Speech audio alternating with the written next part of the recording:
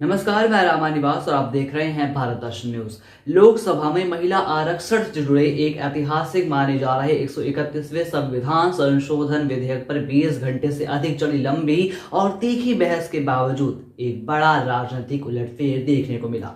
भारी चर्चा, भावनात्मक अपील और द्वारात्मा की आवाज पर वोट देने की गुहार के बीच ये बिल अंततः मतदान में 54 वोटों से गिर गया। जी हाँ, जिससे सत्ता पक्ष को एक बहुत बड़ा झटका भी लगा है। इस विधेयक को पारित कराने के लिए 2/3 बहुमत यानी कि 352 वोटों की जरूरत थी, लेकिन कुल 528 वोटों में से केवल 298 वोट ही इसके पक्ष में पड़े, जबकि 230 सांसदों ने इसका विरोध किया। इस तरीके से ये बिल आवश्यक आंकड़ों से यानी कि 54 वोटों से पीछे रह गया और पारित नहीं हो पाया। सरकार इस बिल के साथ जुड़े 2 अन्य प्रस्तावों को भी आगे नहीं बढ़ा सकी, जिससे पूरे विधायी एजेंडे को ही एक बहुत बड़ा झटका लगा है। इस पूरे घटनाक्रम की शुरुआत उस समय हुई जब सरकार ने बड़े राजनीतिक जोर शोर के साथ ही महिला आरक्षण विधेयक लोकसभा में पेश किया। सदन में करीब 14 घंटे तक लगातार चर्चा चली, जो कि अगले दिन भी जारी रही और देर शाम तक बहस का सिलसिला चलता रहा। इस दौरान प्रधानमंत्री नरेंद्र मोदी ने विपक्षी दलों से भावनात्मक अपील करते हुए सांसदों को अंतरात्मा की आवाज पर वोट करने का आग्रह किया और इस विधेयक को राजनीतिक स्वार्थ से ऊपर रखने की बात भी कही, लेकिन ये अपील भी विपक्ष को मनाने में असफल रही। चर्चा के दौरान केंद्रीय मंत्री अमित शाह ने विधेयक का जोरदार तरीके से बचाव किया और विपक्षी दलों, खासतौर पर कांग्रेस और तृणमूल कांग्रेस और अन्यों को इसे रोकने का आरोप लगाया।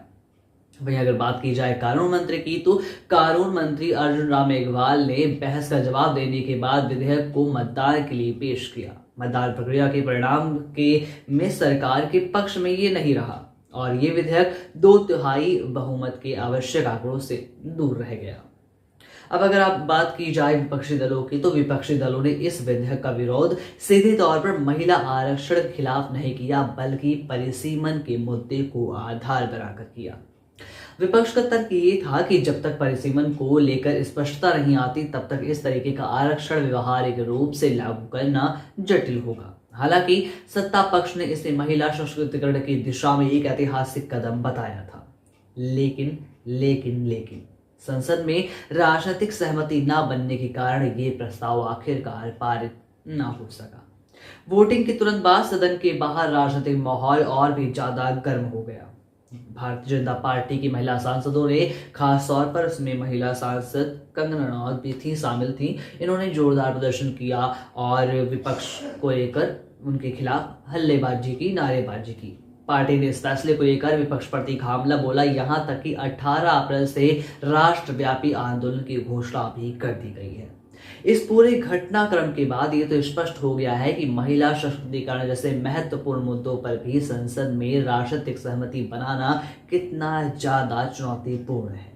सरकार द्वारा बजट सत्र को भी आगे बढ़ाने के लिए किए गए एक जो प्रयास है, उन प्रयासों और विपक्षों के अनुरोधों के बावजूद ये गतिरोध जारी रहा। अंततः ये बिल न केवल एक विधायी असफलता बनकर रह गया है, बल्कि भारतीय राजनीति में एक नए टकराव की शुरुआत भी साबित हुआ। बाकी अभी बिल तो गिर गया, इस पूरे विषय पर आपकी क्या राय है कमेंट बॉक्स में जरूर बताएं। भारत दर्शन न्यूज को देखते रहिए और भी लेटेस्ट खबरों के लिए। नमस्कार।